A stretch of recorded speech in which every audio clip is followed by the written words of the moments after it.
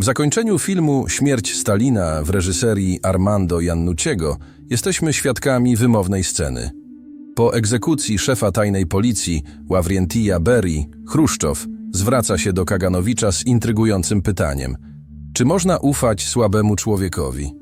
Bez wahania Kaganowicz odpowiada: czy kiedykolwiek ufałeś komuś, kto jest słaby? Ten dialog zachęca nas do refleksji nad prawdziwym znaczeniem zaufania i jak słabość może być kluczowym czynnikiem w relacji między władzą a wiarygodnością. Zazwyczaj postrzegamy słabość jako neutralny aspekt.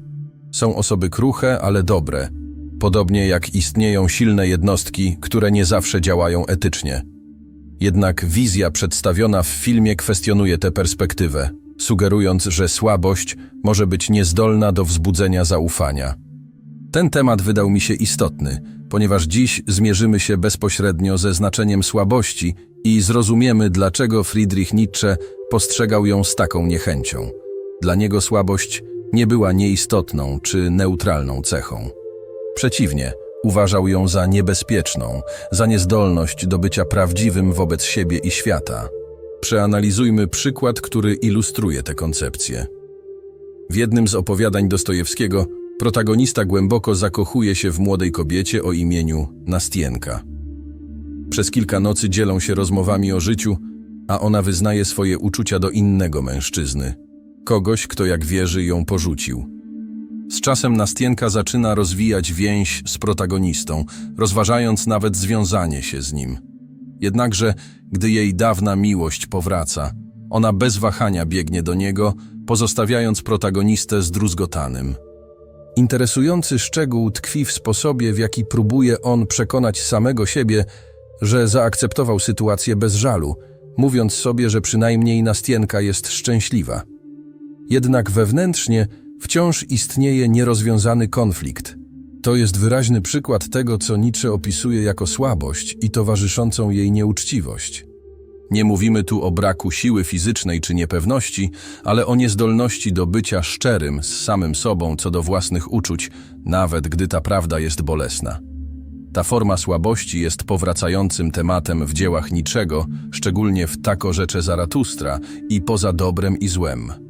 Dla niego prawdziwa słabość leży w niezdolności do działania zgodnie z własną wolą, pozwalając, by zewnętrzne okoliczności i niespełnione pragnienia dominowały życie. Nietzsche podchodził do słabości z różnych perspektyw, a jedną z najbardziej wyrazistych była niezdolność kogoś do realizacji tego, czego pragnie, nawet gdy ma jasny cel. Jednak to, co naprawdę go niepokoiło, to nie była prosta porażka w osiąganiu celu, ale ludzka tendencja do maskowania tej słabości nieuczciwymi usprawiedliwieniami. W protagoniście Białych Nocy widzimy kogoś, kto zamiast przyznać się do swojej frustracji i zmierzyć się z nią uczciwie, wybiera iluzoryczną ucieczkę, preferując autowizerunek, który uniemożliwia mu zaakceptowanie swojego prawdziwego stanu. Dla Nietzschego to poważna słabość, ponieważ demonstruje niezdolność do przezwyciężenia siebie i opanowania własnej woli. Nie ma tam prawdziwego postępu, tylko próba uniknięcia niewygodnej prawdy. W genealogii moralności Nietzsche argumentuje, że gdy osoba nie może uzyskać tego, czego naprawdę pragnie, czy to władzy, uznania, miłości czy niezależności, zamiast przyznać się do swojej frustracji, zaczyna deprecjonować to, co wcześniej ceniła. Aby uniknąć konfrontacji z własną porażką, próbuje przekonać siebie, że to, czego pragnęła, nigdy nie było tak ważne. Nietzsche analizował również wewnętrzne słabości, te, które więzią nas od wewnątrz. W swoich późniejszych tekstach doprecyzował swoją koncepcję słabości wykraczającą poza zwykły brak siły fizycznej czy władzy nad innymi. Dla niego nasz umysł składał się z różnych wewnętrznych sił, z których każda ciągnęła w innym kierunku, rywalizując o kontrolę. Może to wydawać się abstrakcyjne, ale doskonale pasuje do codziennych sytuacji. Pomyśl o momencie, gdy decydujesz się przygotować filiżankę herbaty, ale wkrótce pojawia się chęć ugotowania czegoś. Zanim jeszcze zadziałasz, pojawia się nowy impuls sugerujący pójście do sklepu, aby kupić przekąskę. Te sprzeczne pragnienia ilustrują to, co Nietzsche nazywał dezorganizacją woli. Kiedy te wewnętrzne siły nie są koordynowane w spójny sposób, stajemy się zdezorientowani, bez wyraźnego kierunku. Kiedy nie możemy zorganizować naszych impulsów i działać w sposób skoncentrowany, kończymy w stagnacji, niezdolni do zdecydowanego postępu. Jeśli nie jesteśmy w stanie podejmować spójnych decyzji i się ich trzymać, rezygnujemy z naszych pragnień i marzeń. Ten brak kierunku może prowadzić do nihilizmu, stanu, w którym bez solidnych zasad tracimy jakąkolwiek motywację do znaczącego działania. Przykład tego można znaleźć w historii króla Edwarda II z Anglii. Pomimo posiadania ogromnej władzy i dowodzenia imperium, jego umysł był niestabilny i łatwo ulegał wpływom. Jego brak stanowczości sprawiał, że nieustannie się wahał, a ta niespójność doprowadziła do utraty korony, a ostatecznie życia. Miał siłę w zakresie pozycji, ale jego wewnętrzna słabość uczyniła go niezdolnym do utrzymania swojego panowania. W Tako rzecze Zaratustra Nietzsche opisuje ostatni etap Übermenscha, nadczłowieka. Ta faza reprezentuje zdolność do tworzenia i podążania za własnymi wartościami, kierowania życiem według autentycznych i świadomie wybranych zasad. Übermensch nie tylko unika pasywnego nihilizmu, całkowitej bezczynności i braku celu, ale także nihilizmu rozpraszającego, gdzie wola fragmentuje się w niezliczonych kierunkach, bez realnego zaangażowania w cokolwiek. Dla Nietzschego kwestią nie było jedynie wzmocnienie się, ale nadanie sensu i wyraźnego kierunku woli, aby mogła być realizowana w pełny i spójny sposób. Chodzi o umiejętność woli do ustawienia się i podążania w jednym kierunku. Silna jednostka, według Nietzschego, to taka, której wola jest w stanie narzucić się samej sobie, prowadząc do prawdziwego samopokonania. Ta wizja redefiniuje to, co rozumiemy przez siłę i słabość. Siła nie oznaczała jedynie osiągania celów, ale przede wszystkim pokonywanie oporu, szczególnie tego, który powstaje wewnątrz. To zdolność do utrzymania woli mocnej i ukierunkowanej, niemal jak niezłomny zamiar. Wracając do filmu Śmierć Stalina, widzimy Malenkowa jako przywódcę bez stanowczości, nieustannie zmieniającego stanowisko zgodnie z wpływem osób wokół niego. Uosabia on dokładnie tę słabość, którą Nietzsche pogardzał. Niezdolność do opierania się zewnętrznym naciskom i utrzymywania prawdziwie autonomicznej postawy. Wola Malenkowa nie należy do niego. Jest kształtowana przez tych, którzy potrafią nim manipulować. Pozostałe postacie rozpoznają tę słabość i nie postrzegają go jako kogoś godnego zaufania. Filozof Byung-Chul Han argumentuje, że zaufanie istnieje właśnie po to, aby wypełnić tę lukę niepewności i braku kontroli. Ponieważ nigdy nie możemy przewidzieć z absolutną pewnością działań innych, polegamy na zaufaniu, by wierzyć, że dotrzymają swoich obietnic. Bycie godnym zaufania oznacza posiadanie władzy, ponieważ inni zaczynają na tobie polegać, czego w głębi duszy wszyscy pragną. Nietzsche potępiał również dezorganizację woli, ponieważ wierzył, że bez silnej wewnętrznej struktury jednostka ostatecznie zostaje pochłonięta przez nihilizm. Dla niego tym, co odróżnia nas od innych istot, jest nasza zdolność do dokonywania wielkich czynów, które nadają sens istnieniu. Ale aby to się stało, konieczne jest, aby wszystkie aspekty naszej woli były ustawione w jednym kierunku. Prawdziwie znaczące życie jest możliwe tylko wtedy, gdy wola jest silna i spójna, świadomie kontrolowana. Bez tej wewnętrznej spójności ludzie rzadko będą nam ufać, co utrudnia osiągnięcie naszych celów. Bez silnej i dobrze ustrukturyzowanej woli każda trudność może szybko prowadzić do nihilizmu, stanu rozczarowania i odrzucenia samego życia. Mając to na uwadze, wkraczamy w jeden z najbardziej kontrowersyjnych punktów filozofii Nietzschego. Jego krytyczne spojrzenie na współczucie. Od dzieciństwa uczy się nas troski o tych w bardziej kruchych sytuacjach i praktykowania współczucia jako istotnej wartości. Jednak Nietzsche postrzegał to pojęcie inaczej. Nie promował okrutnej wizji istnienia, ani nie zachęcał do nadużywania władzy. Przeciwnie, gardził tymi, którzy używali siły do podporządkowania sobie innych. Niemniej jednak Nietzsche prowadził głęboką krytykę współczucia, używanego jako narzędzie manipulacji. Dostrzegał w tym uczuciu subtelną formę kontroli, która mogła generować negatywne konsekwencje. Nietzsche wierzył, że pragnienie władzy zajmowało centralne miejsce w ludzkiej psychologii, wpływając na nasze ambicje, pragnienie statusu, a nawet praktyki takie jak samopoświęcenie. Dla niego współczucie, gdy używane strategicznie, było związane z tą dynamiką władzy. Postrzegał współczucie okazywane przez osoby z mniejszą władzą jako taktykę wpływu. Zamiast działać bezpośrednio, aby zmienić swoją sytuację, osoby te odwołują się do współczucia, aby rekrutować pomoc bez podejmowania odpowiedzialności w zamian. Ta dynamika różni się od prostego proszenia przyjaciela o pomoc lub ustanowienia porozumienia między równymi. Nietzsche zauważał, że ci, którzy odwołują się do litości, nie oferując nic w zamian, ostatecznie stawiają się w pozycji bezbronnych, niemal jak dzieci, które potrzebują ochrony. Ukryte przesłanie brzmiałoby: nie mogę nic zrobić dla siebie, więc potrzebuję, aby ktoś rozwiązał to za mnie. Wyraźny przykład takiej manipulacji można znaleźć w codziennych interakcjach. Wyobraź sobie kogoś, kto prowokuje silniejszą osobę, a gdy otrzymuje odpowiednią odpowiedź, szybko stawia się w roli ofiary, mówiąc: dlaczego jesteś wobec mnie tak agresywny? Ten rodzaj taktyki próbuje wpływać na innych poprzez litość, wykorzystując fałszywą bezbronność jako tarczę. Nietzsche potępiał litość, ponieważ postrzegał ją jako formę nieuczciwości i ponieważ wierzył, że w dłuższej perspektywie ta dynamika nie jest korzystna dla nikogo. Dla niego poleganie na litości może przynieść chwilową ulgę, ale z czasem generuje poczucie bezsilności. Osoba, która przyzwyczaja się do otrzymywania litości, może ostatecznie przekonać się, że nigdy nie będzie w stanie osiągnąć czegoś samodzielnie, pozostając w stanie permanentnej słabości. Ale istnieje fundamentalna różnica między manipulacyjną litością a prawdziwą wielkodusznością. Nietzsche postrzegał prawdziwą hojność jako coś, co wynika z obfitości siły. Kiedy ktoś jest w pełni pewny siebie, może oferować pomoc bez manipulacji czy pragnienia kontroli. Czy zastanawiałeś się kiedyś, jak możemy ocenić filozofię życia? Wielu ludzi powiedziałoby, że powinniśmy mierzyć ją na podstawie jej prawdziwości. Jednak Nietzsche miał inne podejście. Nie negował znaczenia prawdy, ale argumentował, że filozofie, które dotyczą sensu życia, nie mogą być oceniane w sposób obiektywny.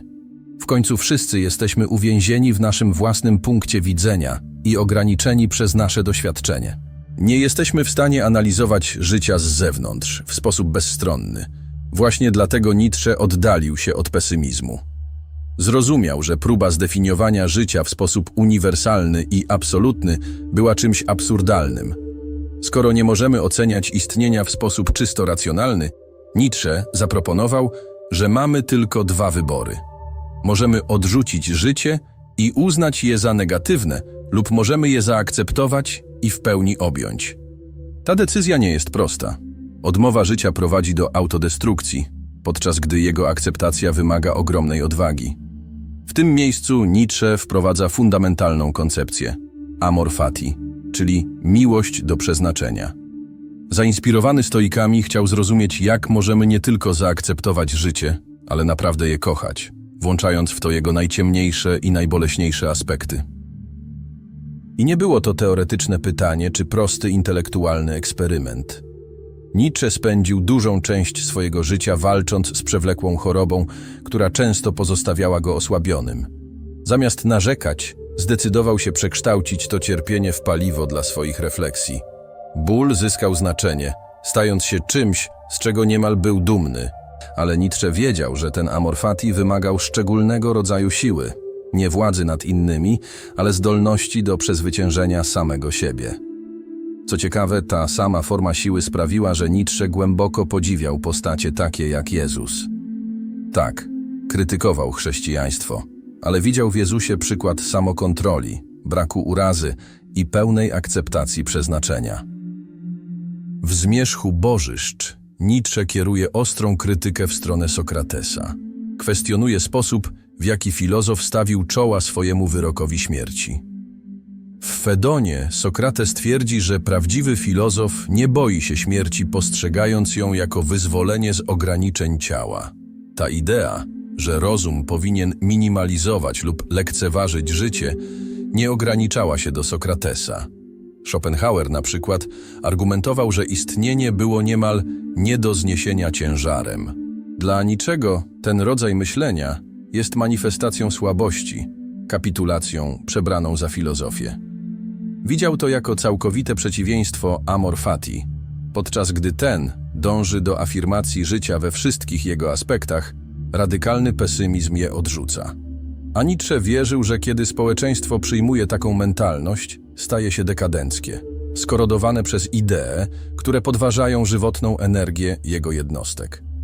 Nietzsche identyfikował tę dynamikę głównie w chrześcijaństwie, szczególnie w wersji promowanej przez świętego Pawła.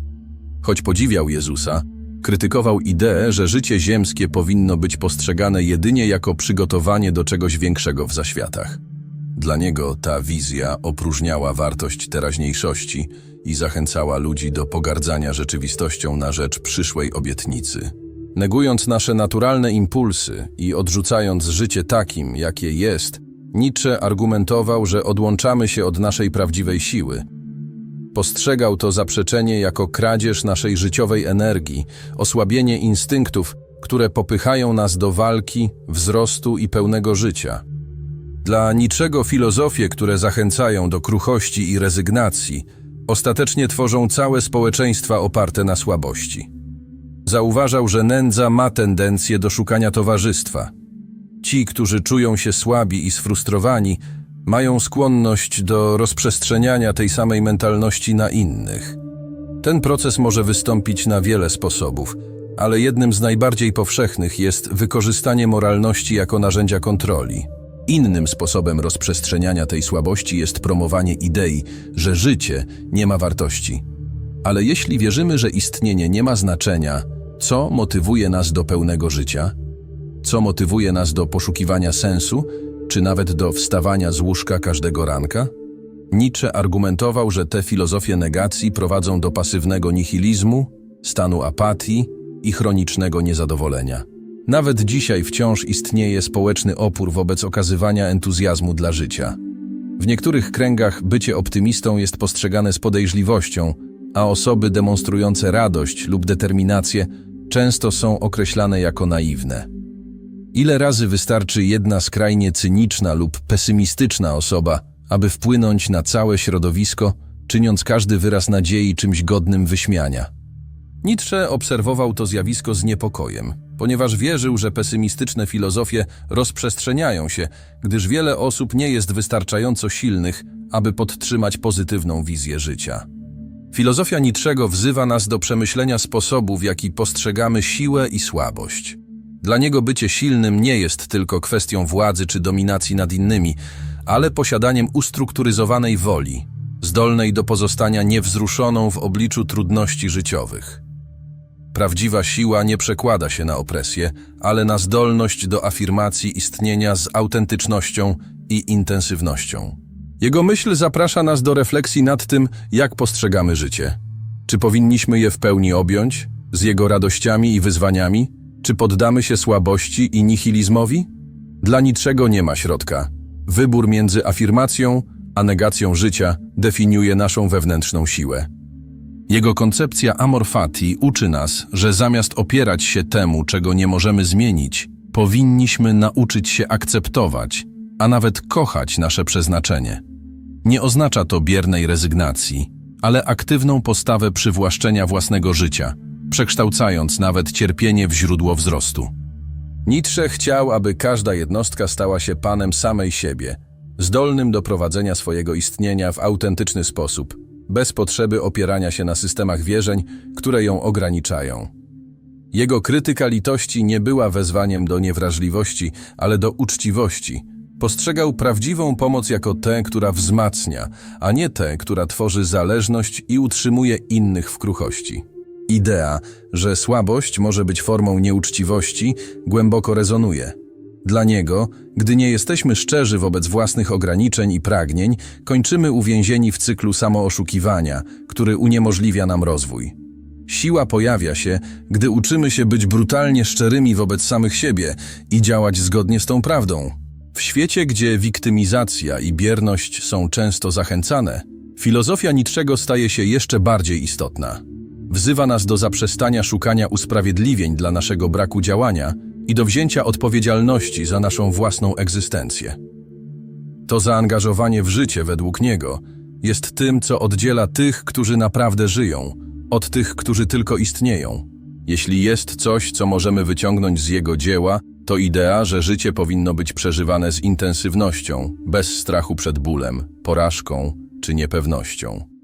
Ponieważ dla Nietzschego akceptacja i afirmacja życia w całej jego złożoności nie jest tylko wyborem, jest jedynym sposobem, aby naprawdę żyć.